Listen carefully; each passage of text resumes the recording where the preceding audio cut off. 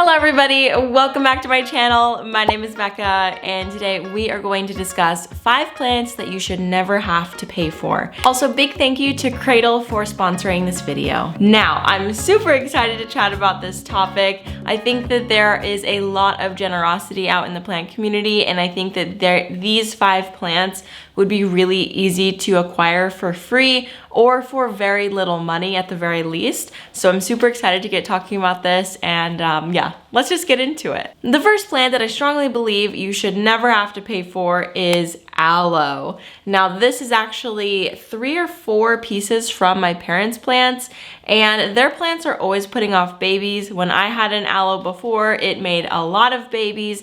These plants are just very prolific when they're in the right conditions and will just constantly shoot off pups. It's super common for succulents to put off pups, or if like a succulent has like a leaf fall into the soil, it's also super common for that leaf to just make a new plant. So I say aloe and succulents in general, you should not have to pay for ever. I'm going to talk about at the end of the video ways that you can get these plants for free, but obviously first we're going to discuss the individual plants. So yeah, aloe is a really great plant for medicinal purposes, as well as just having some extra interest in your cactus and succulent collection. And I find it to be a really helpful plant to have around.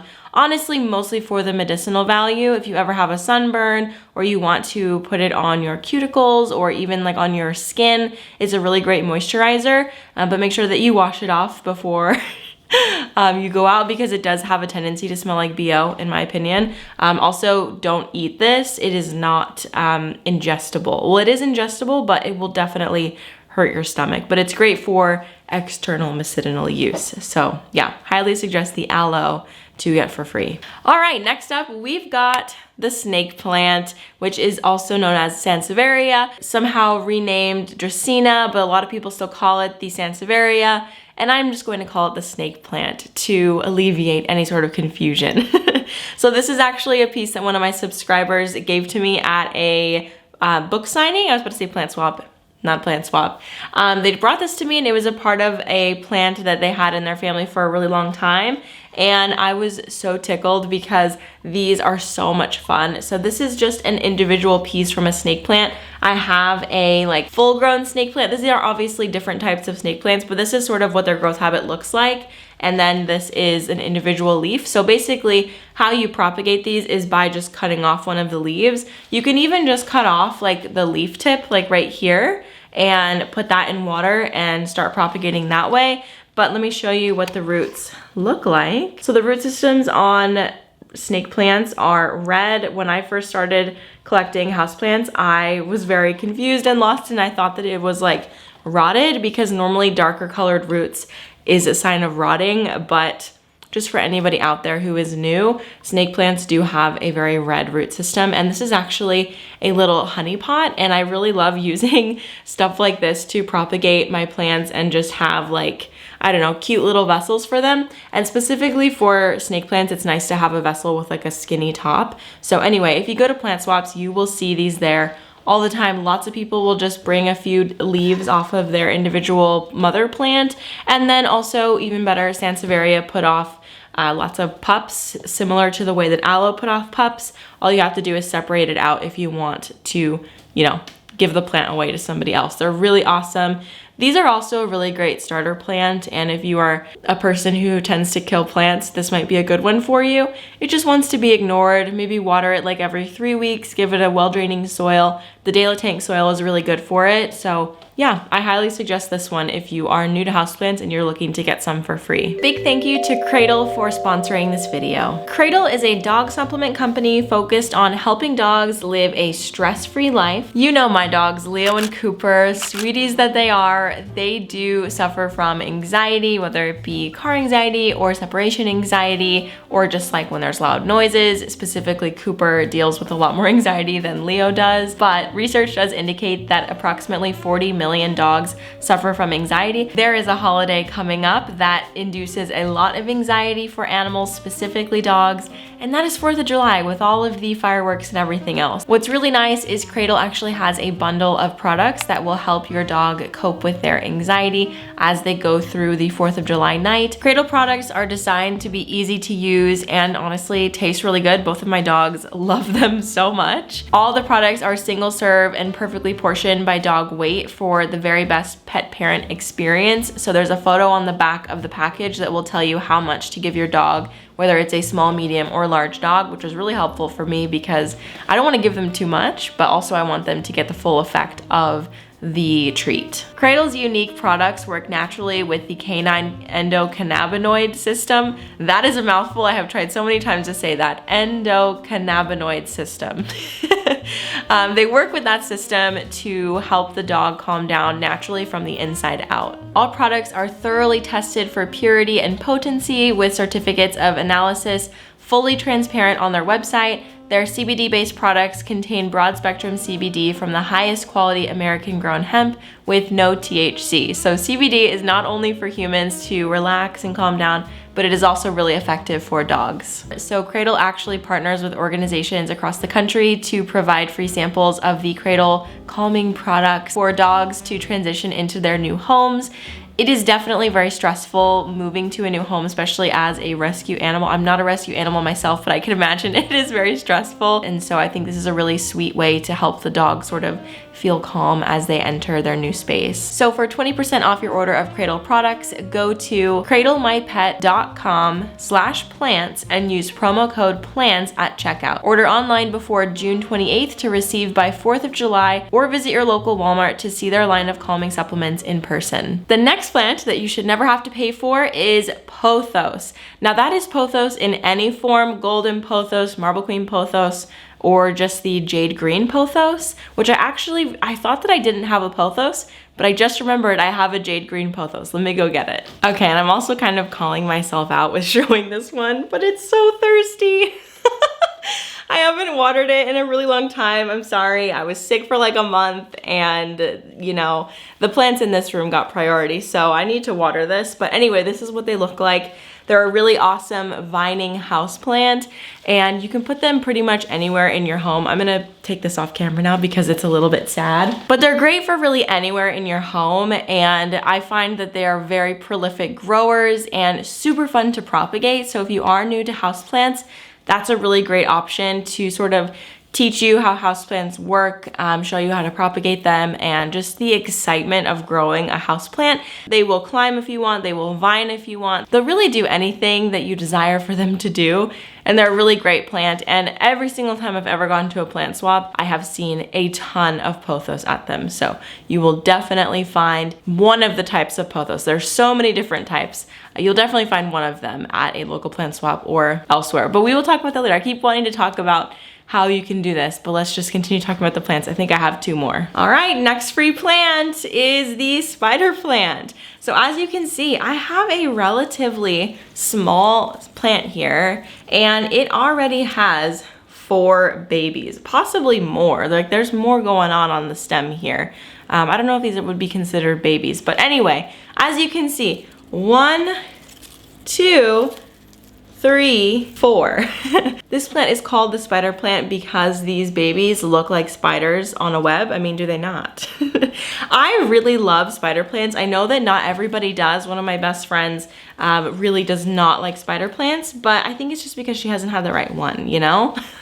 There is this like regular kind of spiky variety, and there is also a curly variety, and I really love both of them. I find them to be extremely easy to take care of and just really rewarding. Like I just love seeing these babies. Like they are such a fun hanging plant. Like if you put this in a hanging basket and you just have all the babies coming down, I just think it's so beautiful. And they're really vocal when they're thirsty because they'll just sort of, as you can see, these leaves are kind of just long and skinny. They will just fold up like a little book when they're thirsty, and preferably you'd get to it before they all completely fold up, but it is a plant that makes it pretty obvious when it's thirsty, and I always find that to be a red flag. I mean, not a red flag. I always find that to be a green flag when I'm looking for plants that will be easy for me to take care of. So yeah, spider plants are great, and they put off babies like really fast, really soon. So if there is any plant that is like the poster child for this video concept, it is this one. Like I could cut these off right now and give them to somebody, and then the baby will have a baby in like a year or 6 months, like maybe even less. So yeah, super awesome plants. Great to share. Okay, and for the last plant on our list of plants you should never have to pay for is the Pilea peperomioides. Now, this is one of those plants that was like the it plant, I think in like 2018, 2019, and they were pretty expensive actually. And now I think you can buy like a smaller one for like around $12, which I still feel is a bit much considering they put off babies like crazy. They are extremely prolific. So this is mine. It was very, very small just about a year ago, and then it has just shot up and put out so much new growth. It also looks pretty full because there are 2 babies underneath here. So let's see if you can see inside. There's a baby here. There's a baby here and a baby over here. I don't know if you can see those individual stems. Pilea will grow babies off of the stem itself or out of the soil like a pup. But yeah, they just grow like crazy, and I think that it's insane that anyone ever had to pay for them in the first place, because it's like the spider plant. Like, they just grow a ton of pups, and it's very exciting. I think it's such a unique plant. It's such a statement. I really love having this plant. I think it's one of those plants that the plant community kind of forgot about. Like, it was really popular, and then all of a sudden I hardly ever hear people talk about it. So yeah, definitely suggest this one if you are on the hunt for a really awesome houseplant that makes a lot of pups, or you're looking for a plant for free.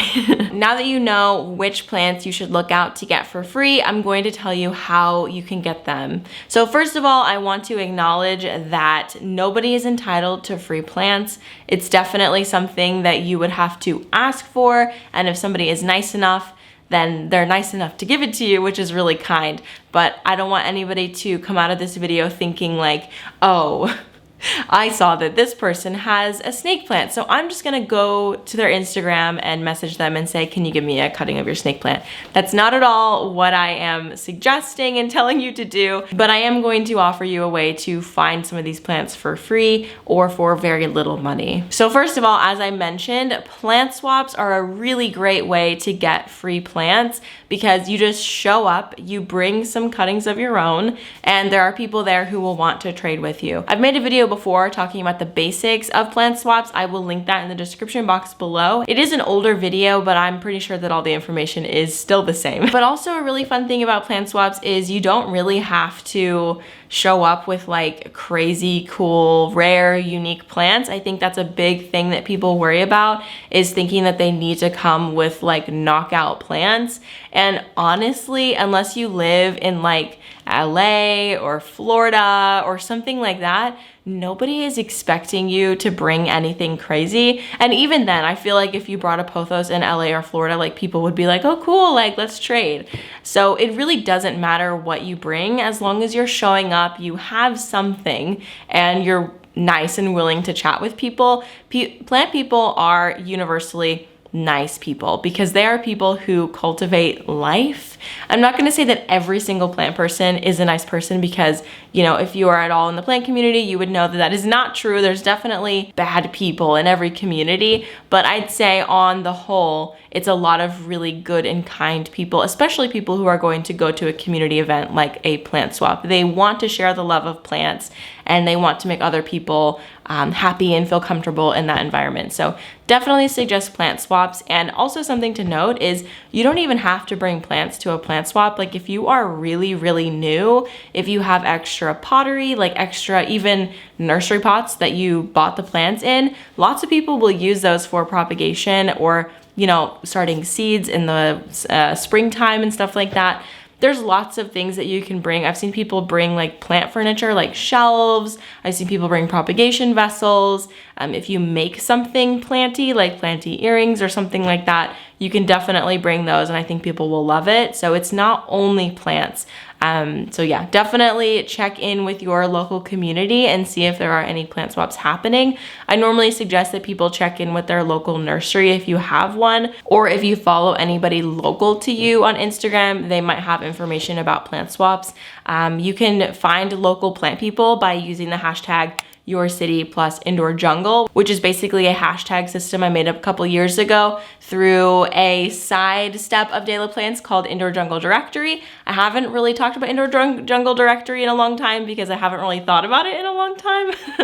But, you know, talking about community spaces, if you are looking for other plant people in your area, that's a great place to start with trading and stuff like that. So definitely, you know, for me, since I live in Columbia, Missouri, I would type in Columbia Indoor Jungle. But also Columbia there's lots of Columbias in the United States. Since I live in Columbia, I know that Columbia is often called Como, like Columbia, Missouri, Como. So I would type in Como Indoor Jungle. So if your town has like a nickname or something like that, you can probably just search the nickname with Indoor Jungle and see if something comes up, if there's anybody in your area. I think you'll be surprised. There's quite a few hashtags out there, so definitely check it out. And if you live in a really small town or a smaller town, you can look up the next biggest city. So I would look in maybe St. Louis Indoor Jungle or Kansas City Indoor Jungle, and I would probably find people. The next option is if you don't really want to get connected or you can't really get connected with local people in person, I would suggest going to,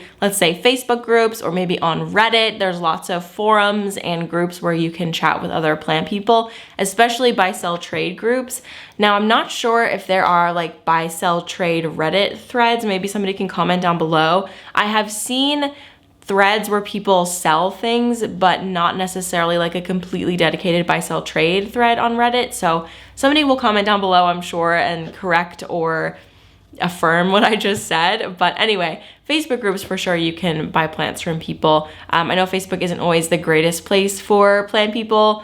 The community on Facebook, I don't really connect with as much, but I know that it's a really great place to meet people and, you know, trade plants in certain situations. So there are a few groups that I'm a part of that I really enjoy just like kind of looking through. So in those groups, especially in a local group, I would suggest making some sort of post talking about how you're a new plant person and you are looking to get your collection started. You know, is anybody willing to sell me something? Is anybody willing to just donate something to me? And I feel like I'm a person who would not lie about this, so I think it would be fine. But then again, I was thinking there could be people out there in the world who would be dishonest and are not starting their plant collection and would just say that to get free plants to either resell or just be, I don't know, mean. I don't know what it would be, but honestly, if I saw a post like that and the person, I would assume, because I assume the best in people, that the person was being genuine, and I would probably be happy to give them like some pieces of my snake plant or some cuttings of my pothos. So I don't know, maybe just check out the vibe in the group and see if that's something that people would be into. But I would always suggest maybe offering like, is anybody willing to sell me something, or donate to the cause. I don't know, not to the cause because it's a houseplant, but you know what I mean. But yeah, I think that people would receive it well if you offered to buy something first. Like if you're like, hey, if anybody wants to sell me some basic plants, I have a little bit of money set aside. And I don't think that you should be paying what you would pay in a, you know, big box store, because you're probably going to be getting cuttings. And that's something that you can work out with the people that you end up talking to. And honestly, I feel like they would just want to give you a lot of things for free just because. Like if I saw a post like that and I felt they were being genuine, I would be happy to meet up with them at the local grocery store and give them a piece of my spider plant. You know what I mean? It's just, you gotta feel it out. Like everybody will feel you out and see, you know, what they think. But I hope that people are genuine when they say that they are brand new beginners, and that it wouldn't be an opportunity for some like, I don't know, shady behavior. That would be my concern, and like something that I thought about after the fact, like maybe somebody would be shady and do that, but hopefully not, and hopefully people will see that you are being genuine. If you're being genuine, I hope people know you're being genuine, but if you're being shady, I hope they see that you're being shady. All right, the next opportunity for free plants is if your nursery or local shop has a take a plant, leave a plant situation. So I saw at a place in Indianapolis that they had a take a plant, leave a plant, or they just had like a free cuttings section. And it's probably pieces that just like fell off of a plant from the store, or maybe actually somebody did bring in a piece just to drop off. I think it's really cool that some shops are starting to do that, because I think that it's really intimidating walking into a plant store and number one, seeing the prices, number two, seeing all of the different plants that there are. So I think that a little free cuttings bin would be a really great way to get people into plants. Of course, if people are not going to be taking advantage of it, but hopefully there's enough good people out there who would not take advantage of a shop's generosity with that. But definitely look around and see. I would say that this one is probably the least likely option out of all of these, because I've only seen it one time, but maybe more plant shops will start doing it if they watch my video. And the last way that you can get free plants, which I personally think is the best way, if you are just now getting into plants, there's a good chance that one of your good friends got you into it or influenced you to do this. So definitely talk with your friends that already have plants and see if maybe you can get some cuttings from them. I started my collection from cuttings from friends, more or less. I mean, it's not exactly my favorite story to tell, but a lot of my first plants came from cuttings that I took when I was house sitting. And I didn't know that that was like unethical to just take cuttings of people's plants. And thankfully it was always like Pothos, and actually like one of my monsteras was started from a cutting that was like, I don't know, this big. So I don't know how I knew where to cut. I think I maybe Googled it or something, but I would suggest not taking cuttings from your friend's plants without asking them. But maybe if you ask, your friend would be happy to share some with you. And know now that you definitely need to ask before you take cuttings from people's plants. Back when I started doing houseplants, there was not a lot of discourse around the subject. And honestly, I didn't even really think about it. I was like, oh, this is a nice plant. I'm gonna take a cutting. No one ever said anything, but that doesn't mean they didn't notice and weren't upset. So definitely learn from me. Don't do that. Okay, my friends, thank you so much for watching this video. I hope that you learned a lot. And if you are a person who is just watching this video because you're nice and you like my channel, but you know, this wasn't any new information for you, definitely share it with one of those plant newbies who might, you know, gain something from this video. I'd really love for you to share my videos with other people in your lives. I think this one would be a really good one for anybody who is brand new to collecting houseplants, because, you know, collecting cuttings and starting from cuttings is a really great way to understand how plants grow. That is how I started off. And I feel like it's a really great way to, I don't know, cultivate a love of plants in a non-obsessive way. Although it is really easy to get obsessive, it's not as bad as going out and spending hundreds on full potted plants. There's a little bit less starter cost by doing cuttings and things like that. So anyway, thank you so much for watching this video. If you're not following me on Instagram, I'd highly suggest checking me out over there. I do a lot of reels, and I'm also on TikTok, and you know, we're just sharing a lot of other fun day-by-day content over there. So thank you so much for watching this video, and I will see you in the next one. Bye!